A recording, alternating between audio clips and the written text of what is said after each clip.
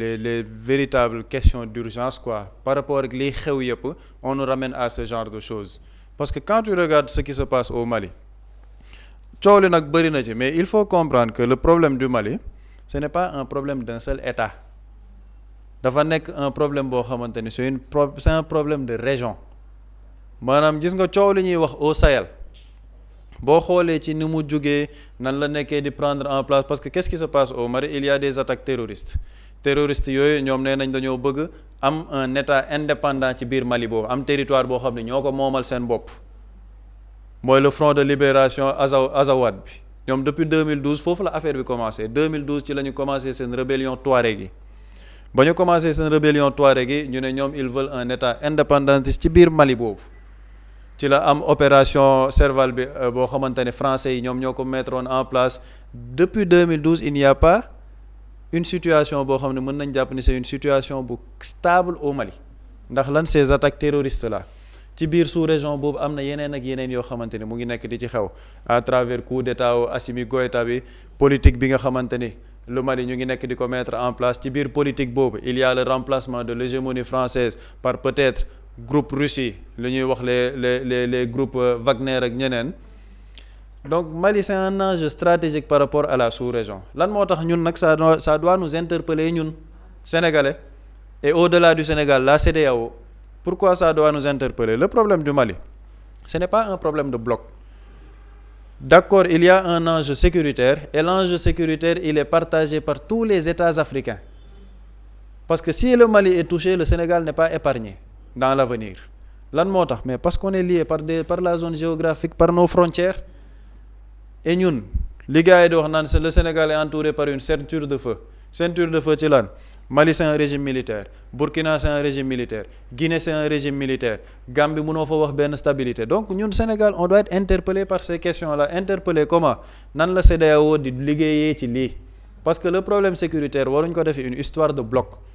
lan moo tax waa AES dem créer seen bloc ne waa AES génn ci CEDEAO parce que dañ ne CEDEAO nu muy doxalee ça ne respecte pas la souveraineté des États africains ba ñu ne dañuy génn AES mais qu'est-ce qui s'est passé CEDEAO ba France décidé woon ne dañuy def embargo Mali mais CEDEAO dañ ci ànd en chef de lieu Macky Sall il faut rappeler l'histoire aux Sénégalais ñu mettre sous embargo un pays frère pour des intérêts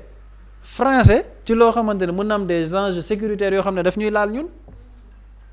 AES génn def seen bloc mais quand la situation au Mali nekk di demee ni muy demee nii est-ce que CEDEAO dañoo war a toog banque seen loxo ne non ça ne nous concerne pas ça concerne le bloc de l'AES non moo tax chaque fois le premier ministre Ousmane Sonko dama ko doon dégg tout le temps buy wax sur la question de la sous-région ne au-delà des divergences politiques il faut que ñu am des points de convergence par rapport à l'enjeu sécuritaire moo tax Sénégal fan yële ñu def un forum sur la sécurité et la paix ci sous-région bi parce que ñëpp lay laal gis nga bu amee un enjeu sécuritaire mais sur le plan économique dañ koy yëg parce qu'il y a un enjeu par rapport au corridor diggante Dakar Bamako diggante Abidjan Bamako mais loolu noonu yëpp c'est une zone stratégique actuellement le Sénégal à travers le port de Ndayane veut être un hub dans la sous-région mais s'il y a une sous-région boo xamante ne amul une sécurité boo xamante ne ñu ngi ciy liggéey en toute convergence les intérêts économiques sont menacés donc au-delà d'être une question sécuritaire c'est une question fondamentalement politique boo xamante ni tous les pays africains dañoo war a dajaloo vers un intérêt commun mooy comment préserver la sécurité du continent et surtout les blocs yi nekk ci sous-région bi moo tax boo gisee am yenn sénégalais yoo xamante ne ils ne sont même pas touchés par la question malienne am ñoo xamante ne wala des autres africains qui se réjouissent même de ces attaques parce que dañ naan waaw yéen a décidé dem AES ils n'ont rien compris ce n'est pas une question de l'AES c'est une question de toute l'Afrique AES CEDEAO mën nañu am ay divergences par rapport ak doxalin politique loolu on est tous d'accord Embalo ce qu'il a fait il a fomenté un coup d'état on est d'accord Alassane Ouattara Côte d'Ivoire il a eu un 4e mandat illégal on est d'accord parce que dafa éliminer tous ses adversaires ça on peut être d'accord mais bu ñu d'accordee suñuy désaccord ba pare li ñu boole ñun ñëpp en tant que continent africain mooy les enjeux sécuritaires nañ ko xool et ñiy théoriser naan ñooñu dañ leen a war a may une portion parce que loolu moom mooy calmer mbir yi mais les terroristes ils ne sont pas dans une démarche de progression stable boo xamante ne bon am na lu ñuy revendiquer boo leen ñu joxee portion de terrain bi rek ñun on est content après on se limite à ça non ils sont dans une démarche de progression laal nañ Mali ñu ngi laal Burkina ñu ngi laal Niger mais comment on va essayer de progresser dans la sous-région Gambie Sénégal il faut gars yi xam loolu et le Sénégal est un enjeu par rapport à ces terroristes là moo tax c'est le lieu aussi de féliciter suñu corps armé liggéey bi ñuy def ils font un excellent travail par rapport à ça parce que le Sénégal n'est pas exempt de yenn mbir yi de c'est parce qu'on a une armée qui travaille mais qui fait un excellent boulot ci question bi la question sécuritaire le travail de veille qu'ils sont en train de faire les Sénégalais ne se imaginer wuñ ko sax on a une armée très compétente dans ce dossier là parce que bu ñu toogee ba tey en 2026 ñu ne la question terroriste moo tax booy wax ci terroriste bi sax sa xol dina xaw a jeex li tax sa xol di jeex mooy on a eu un régime qui a utilisé la question terroriste pour des trucs politiques naan ay terroristes dañoo dugg ci biir réew mi mais ñooñu ba ñuy wax loolu est-ce que imaginer nañ mais loolu yan conséquences la mën a am quoi est-ce que imaginer nañ loolu yan répercussions la mën a am sur notre sécurité publique alors qu'on a une armée boo xam ne ñu ngi def seen liggéey de manière normale quand il y a même des débuts d'attaque dañ koy déjouer ba sénégalais yi sax laa lay wax ne ils sont tranquillement chez eux le Sénégal n'est pas épargné mais c'est parce qu'on a une armée compétente bu nekk di liggéey bu am solo ci mbir mi mais il faut qu'on soit conscient que mbir mi c'est une question d'abord politique CEDEAO génnee nañ un communiqué mbir mi waratul yamate ci question communiqué gis nga le terrorisme dafa war a nekk benn point de convergence entre tous les pays africains entre tous les États africains parce que li ñu yaakaar mooy d'accord il faut attendre de voir quelle est la position de la France quelle est la position de lii alors que les forces terroristes là en général boo xoolee historiquement gars yi dañ naan la même la France est derrière ces forces terroristes à travers l'Ukraine di leen jox ay matériel mais ce ne sont pas les Occidentaux qui vont régler le problème du terrorisme en Afrique du ñoom ñoo ñu koy xeexal parce que ñoom bëgguñ le régime militaire bi nekk di am ci les États de l'AES lu ñu mën a def pour bouleverser ces régimes là dinañ ko def. en plus jàmm ji sax daf leen arrangé wu. absolument mais boo xoolee le mode d'attaque bi ñuy def les terroristes dañuy xool actuellement y a une guerre sur la scène internationale day am une répercussion ci essence bi ci gasoil bi ok seen attaques yi lan la on va attaquer les camions citernes yi nga xamante ni ñoom ñoo war a yóbbu essence bi ak gasoil bi pour créer lan des conditions de tension yoo xamante ni population bi amuñ carburant boo xoolee Mali les derniers jours avant cette attaque nit ñi dañ doon rang yu gudd pour mën a am essence pour créer lan des conditions de tension ci biir population bi après avec la conjoncture économique créer les conditions d'un soulèvement populaire pourquoi il y a une attaque ci seen ministre de défense bi ba ñu rey ko mooy le général Sadio Camara parce qu'il était un élément important au niveau des FAMA par rapport ak xeex bi ñuy xeex mbirum terroriste donc ce sont des attaques coordonnées mais loolu nag ce ne sont pas les occidentaux ñooy ñëw lijjanti ko c'est à l'Afrique de faire un bloc par rapport à la question sécuritaire AES CEDEAO am nañ ay divergences politiques c'est excellent amul benn problème du loo xamante ne neex nañu mais il faut trouver un pont de discussion par rapport à ce défi sécuritaire là parce que loolu moom mooy intérêt les pays en question et loolu moom mooy intérêt wu le continent ci boppam parce que bu ñu ko lijjantiwul il y aura une progression de la force terroriste les intérêts économiques de tous les pays africains seront menacés et boobu on aura un continent boo xamante ne doo amati stabilité et loolu ça renforce le retour de la puissance impérialiste et des occidentaux loolu nag africains yi les leaders africains ñoo ci war a am recul am ci cette conscience là les chefs d'État jouer ci rôle bi ñu ci war a jouer pour protéger les populations africaines ñu dem vers consensus bi ñuy wax ci Sénégal fii la consensus nag amee njëriñ consensus fii la war a amee xam ne ku ci nekk mbir mi mu ngi ci sa bunt nañ toog waxtaan ñun ñëpp xool nan lañ koy lijjantee de manière collective mais pas di toogante di xoolante de loin CEDEAO naan waaw xool leen waxoon nañ leen boo leen génnee CEDEAO lii mooy xew non CEDEAO dafa war a intervenir parce que le Mali n'est pas un pays occidental n'est pas un pays de l'Amérique latine c'est un pays africain un pays frère boo xamante ne malgré les divergences politiques dañoo war a xool nu ñuy lëkkaloo pour aider une population africaine quand on parle de l'unité africaine c'est par rapport à ces questions-là la question de la sécurité parce que c'est une question boo xam ne mu ngi commencer ñëw et je pense que nag loolu on attendra de voir peut-être les progressions yi am ci sujet bi ak position yi ci état yi nar a am ak chef d'état yi voilà les véritables enjeux yi nit ñi war a waxtaanee mais pas yeneen yoo xamante ni day nekk rek di retarder peut-être les populations africaines et on a du nekkuñ ci enjeu yooyu actuellement. vraiment jërëjëf Pape Samba am na solo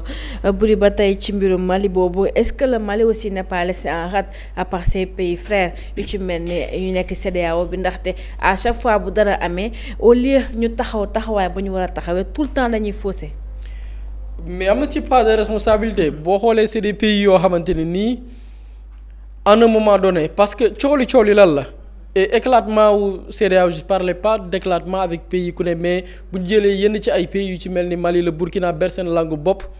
parce qu'à un moment donné c'est des pays qui ne se sentaient pas à l'aise au niveau de la CEDEAO parce que ci ay manigance yoo xamante nii France daf ko tëgg la CEDEAO a joué le jeu Pape Samba souligne l'exemple du Sénégal avec la décision qui a été prise par Macky Sall du ma ne sax mais embargo le Mali tout en sachant que dëkk boobu noonu sur le plan économique li mu ñu mën a apporter pour xam nga loolu dafa ko pour les intérêts des Sénégalais tu l'as fait pour l'intérêt de qui pour la France parce que l'objectif de la France c'était ñu asphyxier le Mali dëkk ba ñu tëj leen noot leen néewal leen doole ba ils s'étaient même fixé des objectifs que bu ñu leen embargoé pour benn temps ils vont pas tenir ils avaient fait des prévisions ba après le Mali dafa dem wut recours avec des investisseurs maliens pour mën a approvisionner le pays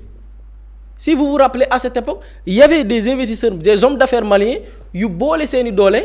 pour jaar par yeneen canaux pour mën a alimenter li nga xam ne mooy dëkk bi donc loolu c'est des faits yoo xamante ni dëkk yi dañ ko dund et après ils ont jugé nécessaire ber seen langue bopp foofu nag dafa amoon rôle bu am solo boo xamante ni CEDEAO mënoon na ko jouer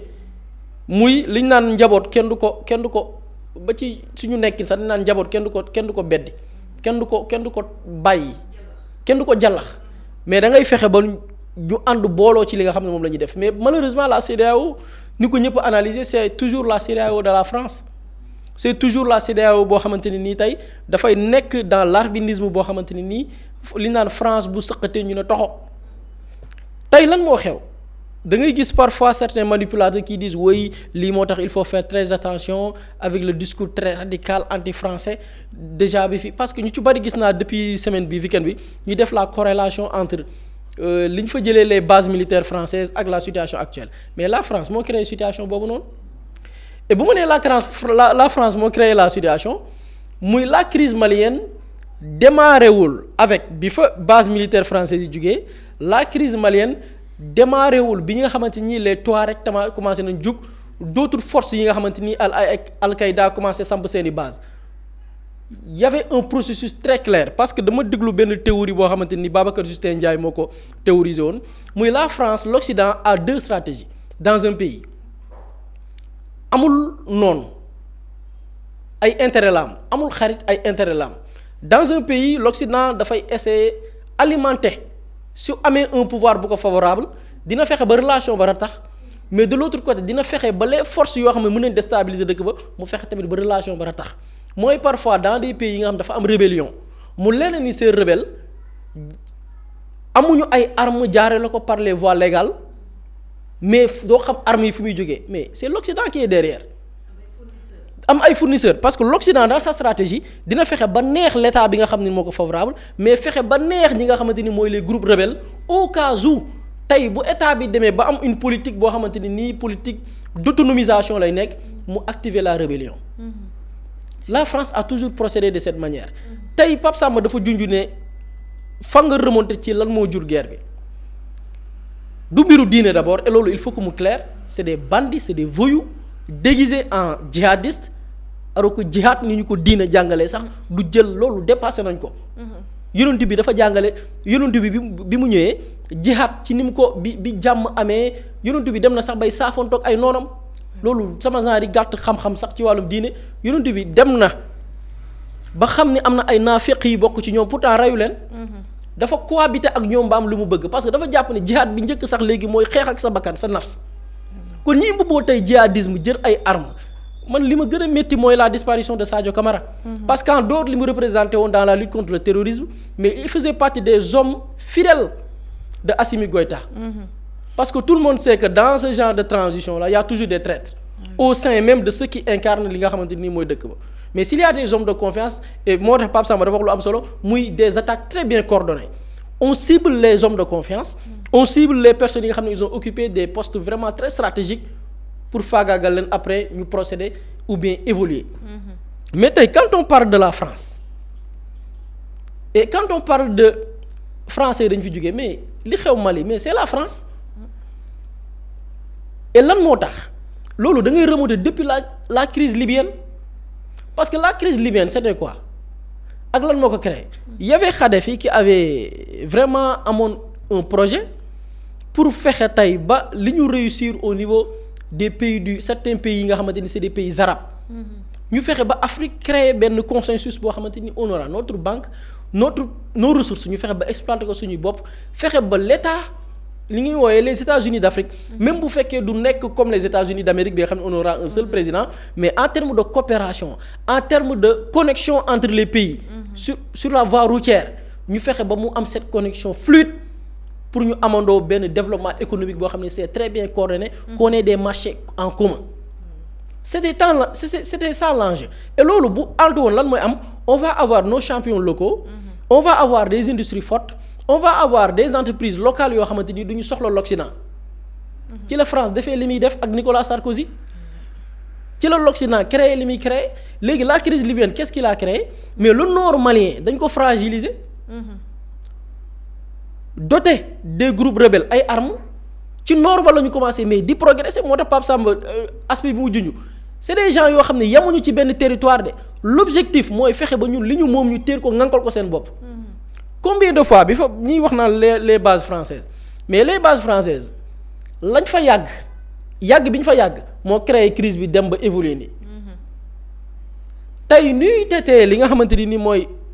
révolution bi la population malienne def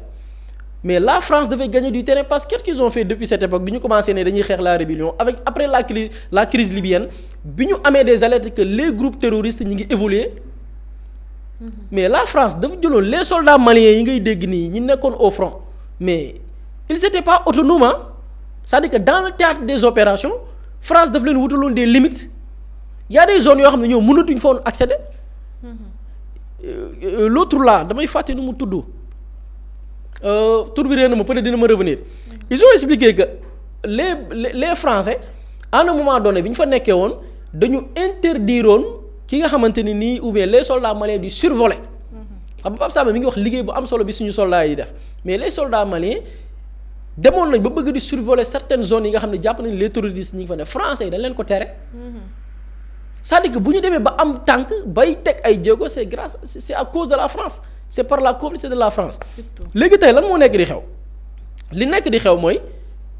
ñoom ils évoluent et l'objectif wax naa ko du mbiru diine c'est des voyous c'est des bandits du ñu ay musulmans bandits yooyu noonu qu'est-ce qu'ils veulent dëkk yi nga xam ne ils incarnent li nga xam ne mooy souveraineté moom sa bopp sa moomeel nga moomale ko sa bopp ñoom ils veulent créer des tensions chaque grande puissance essaie am ay bases boo xoolee dans la zone du Sahel chacun essaie d'avoir moom sa base et je parle de toutes les puissances ku ci nekk sa intérêt bopp moo tax ngay wax mais intérêt bopp yooyu noonu il va seen intérêt bopp yooyu noonu mais ci benn anarchie bi ça joue pour qui ça joue pour ces occidentaux ça joue pour ces multinationales fi muy aboutir mooy des compromis comme ce qui s'est passé dans l'histoire bi ñu joolee ñoom ñëpp toog tegu ci table mais voilà la carte du monde ou bien du ma ne sax la carte du monde la carte de l'Afrique jël seeni crayon ak seeni compas ak seeni règle di tracer rek yow jëlal fii yow jëlal fii yow jëlal fii def ko gàtt finalement fa lay mujj des compromis après avoir créé la tension après ils vont se retrouver autour d'une table pour essayer ku ci nekk lu lay pàccal lii mooy la finalité et loolu du Mali kese Mali yamu ci ñun avant ce sujet-là on parlait de Yaakaar Teranga on parlait des blocs yoo xamante ni nii benn lenn loo xamante ni nii mën nañu assurer la souveraineté pendant plus d'un siècle loolu Occident dina ko toog di ko seetaan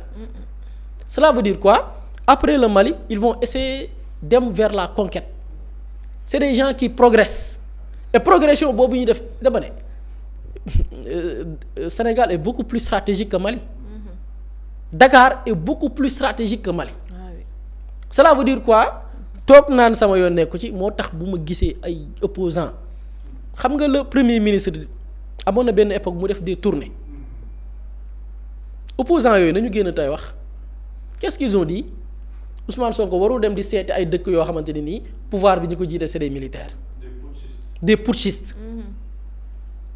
jëlal ma ces gens-là comment ils sont méchants et je le rappelle Thierno Alassane Sall moo ko fi waxoon na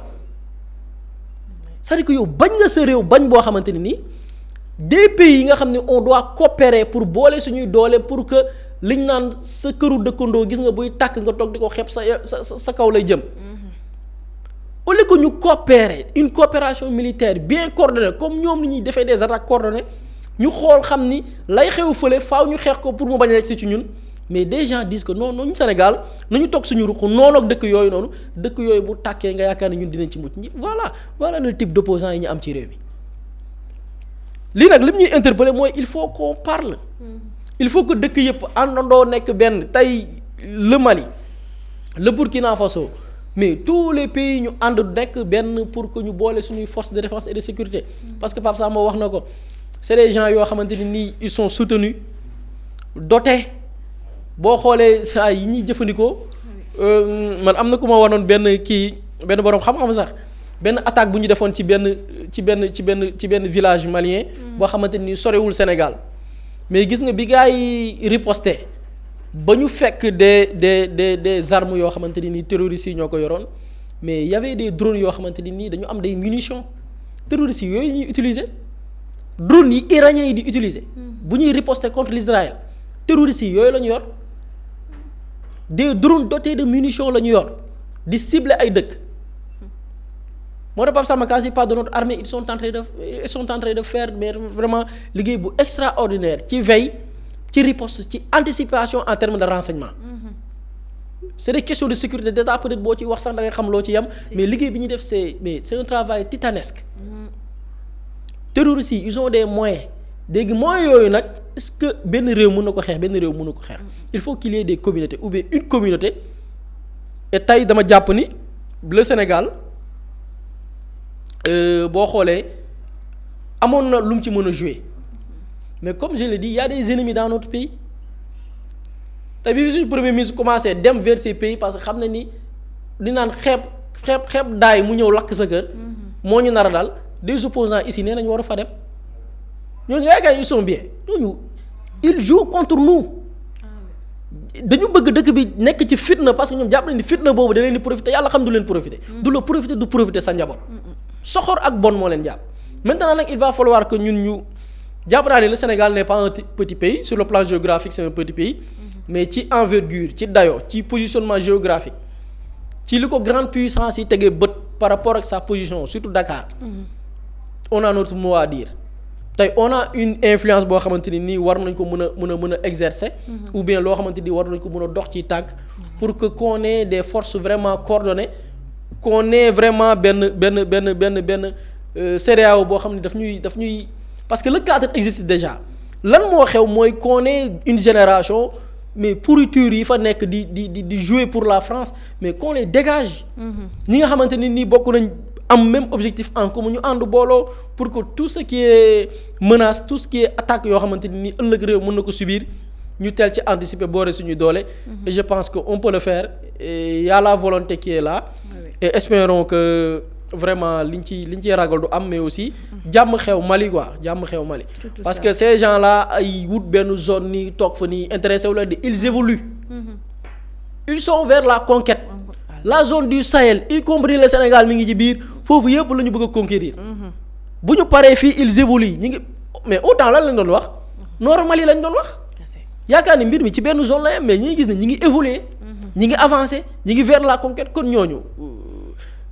musiba ñun bu ñu toogee di seetaan yaakaar ne bokkuñ ci rek mooy musiba mi ngi ñuy yot et nos autorités comprendre nañ ko et nos forces aussi xam nañ ko bu baax ñu ngi ciy def liggéey bu am solo li ci des nag mooy ñu coordonner liggéey boobu yëpp pour que suñu intérêt réew wala suñuy intérêt réew ñu mën ko préserver tout ça te en plus sax Mali moom suñu